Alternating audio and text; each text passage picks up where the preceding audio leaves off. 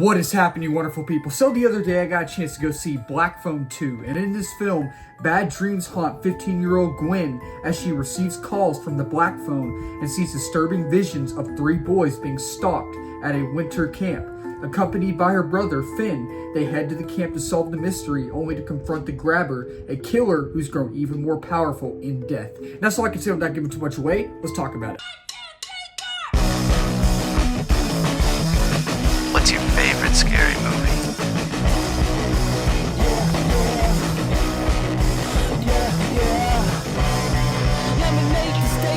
So when it comes to the Black Phone, I am someone who was kind of late a few years back watching the original Black Phone, and I'm someone also as well who is not the biggest fan of the first Black Phone. I don't hate the film, obviously. I don't hate it. There are some really good things about that film. There are some memorable things about that film. But I'm just someone who just was kind of in the minority on it. Again, did not hate it. Again, some things just didn't work for me. But when it comes to the Black Phone 2 or Black Phone 2, I didn't have any expectations for this film because I wasn't the biggest fan of the first one. When they released the first trailer, I was like, I don't know. I'm not the biggest fan of the first one. We'll see. Maybe I'll like it. Maybe I won't. And then they released the second trailer a couple of weeks ago, maybe about a month ago. And I was like, oh, I see what they're doing now. I see what they're doing. I like how they're going down the Nightmare on Elm Street route, even though I'm not a Nightmare on Elm Street fan, I'm not a Freddy Krueger fan. I like how they're kind of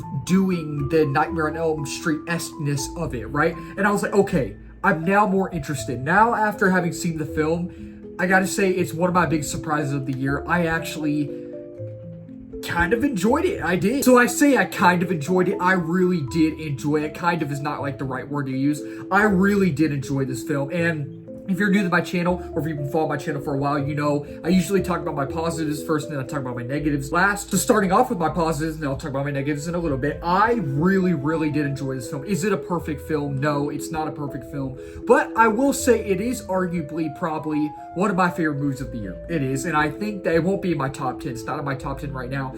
I don't know if I'd say it's my favorite horror film, but it is one of the best horror films of the year. It is. And I know this film right now is kind of divisive. A lot of people aren't liking it, but there are people who are really enjoying it, and there are people just kind of in the middle. There's people like me, just like me, who are saying this is one of the best horror films of the year. So it is a divisive film. It is kind of mixed, you know, but I really enjoyed this film. And I think, for starters, one of my favorite things about the film, maybe even my favorite thing, is just the visual aesthetic of it. And you know, in the first one, that was my favorite thing about the first one as well, even though I'm not the biggest fan of the first one.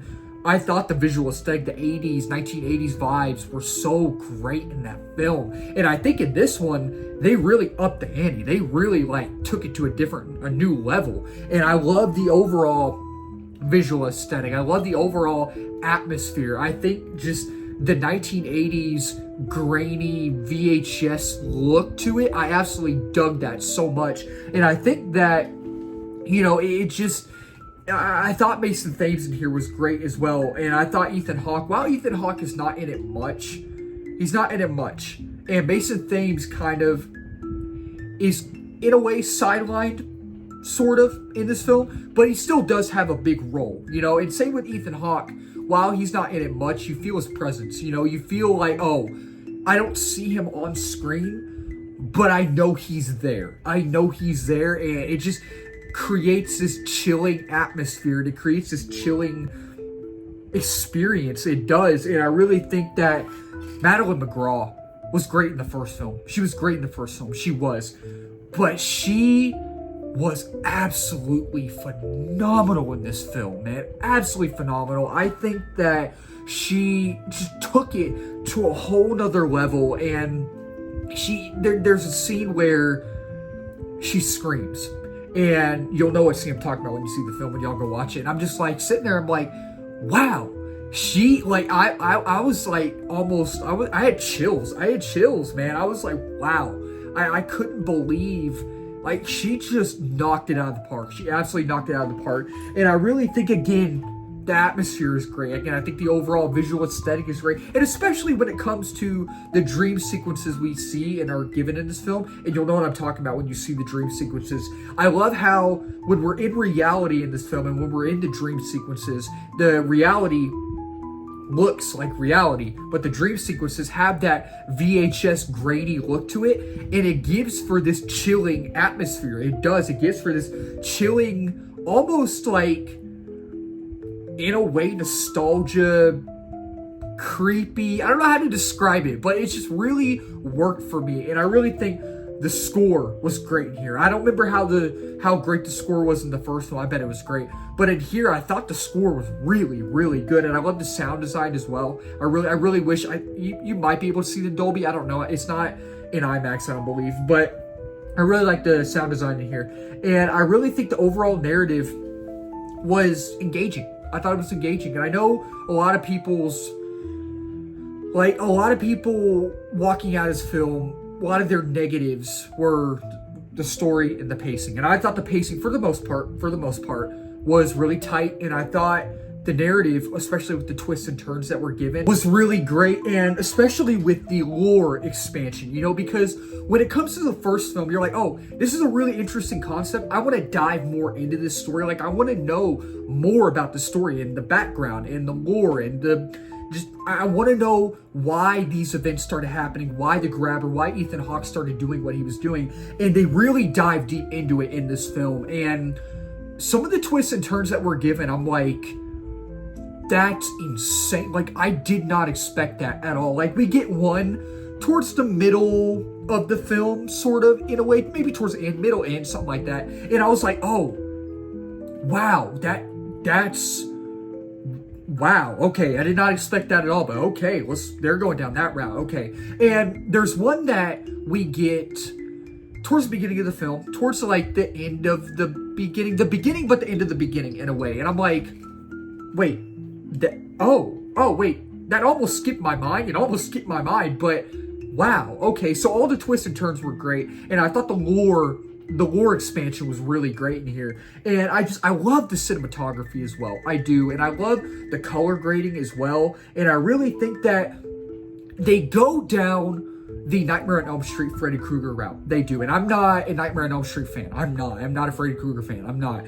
But it feels like, and I was kind of excited to see how they would play on that. I was excited to see how they would do that, right? But also at the same time, I was like, I'm afraid they're going to be copying Nightmare on Elm Street. I'm afraid they're just going to be just straight up copying it. But I have to say, I feel like in this film, it didn't feel like they were actually copying that franchise, that movie. They weren't. They actually made it unique and they made it their own thing. And I really was happy and glad. I was happy that they didn't copy them. They actually made it their own thing. And I really like how they did that. I really did. And just overall, there are so many things I really do love about this film. But it is a very slow burn film. It is kind of slow burn, but while the pacing was tight for the most part, it does start to slow down at times. And it really always starts to slow down kind of towards the end of the film. So it's starting to really ramp up, right? It's really starting to ramp up and you're getting excited to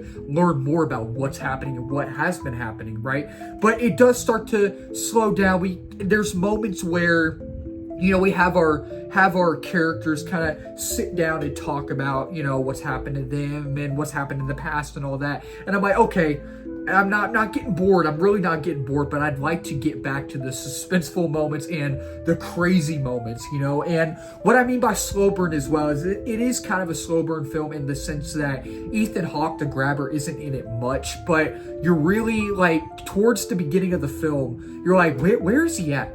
Like, where's he at, y'all? I want to see Ethan Hawke as the Grabber in this film. And then he starts to show up and you're like, oh, okay, I think we're actually getting somewhere now. And I really think that, the script isn't as sharp and strong as it should be. It's not terrible. The dialogue's not terrible. Dialogue's not great either. It's not. But I didn't think that the script was as sharp as it should have been, you know what I mean? And at times and I wouldn't say this is really a good thing or bad thing, but it kind of, because the first film kind of felt self-contained, right? It was kind of a self-contained story, a smaller scale story. This one kind of felt expansive in a way. And this isn't really a good thing or bad thing, but it felt at times, it kind of felt bigger than the first film.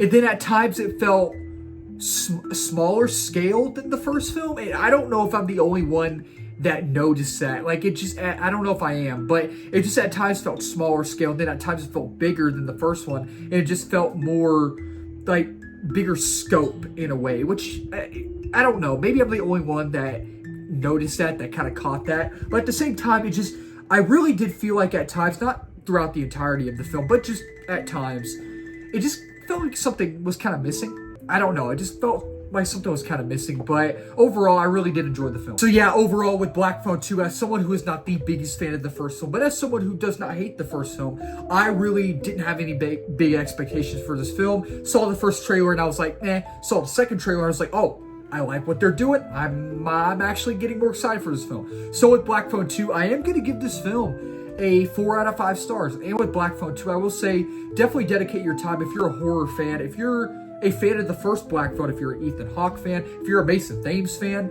I think you might really enjoy this film. So that'll wrap up this video. Thank y'all so much for watching. If you're new to the channel, please subscribe, like, comment, share this video. We just hit 1K subs a while back. We're now at 1.1K, almost to 2K and 3K after that and beyond that as well. And if you're new as well, I do movie reviews, TV show reviews, trailer reactions, movie live streams, movie news, movie rankings, all that wonderful movie stuff under the movie umbrella. And let's talk about it down below, in the comments down below. Did y'all like this film? Did y'all not like it? Do y'all like the first film better? Do y'all like this one better? Let's talk about it down below. Keep talking movies and wonderful people. Cheers.